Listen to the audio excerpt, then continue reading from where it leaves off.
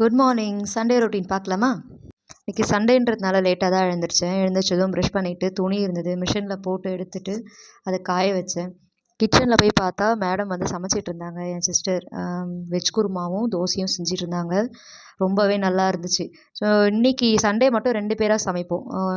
அவங்க மார்னிங்னா நான் மதியம். ஸோ அந்த மாதிரி காலையில் அவள் சமைச்சு முடிச்சுட்டு கொஞ்சம் காலையில் யூஸ் பண்ண பாத்திரத்தெல்லாம் அப்படியே சிங்க்கில் இருந்ததை ஃபுல்லாக விளக்கி முடிச்சுட்டு மதியத்துக்கு நான் ரெடி பண்ண ஸ்டார்ட் பண்ணேன்.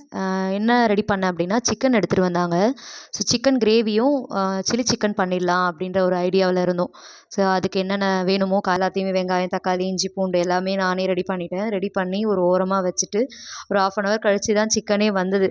ஸோ சிக்கன் வந்ததுக்கப்புறம் நல்லா வாஷ் பண்ணிவிட்டு சில்லி சிக்கனுக்கு என்ன வேணுமோ அதெல்லாமே ரெடி பண்ணி மசாலாலாம் தடவி ஒரு ஓரமாக வச்சுட்டு சிக்கன் கிரேவி பண்ண ஸ்டார்ட் பண்ணேன். சிக்கன் கிரேவி பண்ண ஸ்டார்ட் பண்ணதுக்கப்புறம் ஒரு முடிக்க போகிற ஸ்டேஜில் தான் நான் சில்லி சிக்கனே போட ஆரம்பித்தேன். ஸோ ஏன்னா அப்போ தான் கொஞ்சம் சுட சுட சாப்பிட நல்லாயிருக்கும் அப்படின்ட்டு. ஸோ எல்லாமே இன்றைக்கி அம்மா சொல்லிக் கொடுத்த மாதிரி கரெக்டாக பண்ணிட்டேன். ரொம்ப நாளுக்கு அப்புறம் சமைக்கிறேன். எனக்கு மாதிரி புதுசாக இருந்துச்சு. பயந்து பயந்து சமைச்சேன். ஸோ ஃபைனலாக எல்லாமே முடிச்சிட்டேன். மதிய உணவு ரெடி. ஸோ சாப்பிட்டுட்டு அவங்கவுங்க இடத்துல போயிட்டு கொரட்டை விட்டு தூங்குற வேலை தான். இன்றைக்கி ஒரே சிக்கன் மயமாக இருக்கிறதுல செம்ம ஜாலியாக போச்சு. சமைக்கிறது கூட இப்போலாம் எனக்கு ரொம்ப பிடிச்சிருக்கு. ஸோ வீடியோ பிடிச்சிருந்தா சப்ஸ்கிரைப் பண்ணி சப்போர்ட் பண்ணுங்கள். தேங்க்யூ.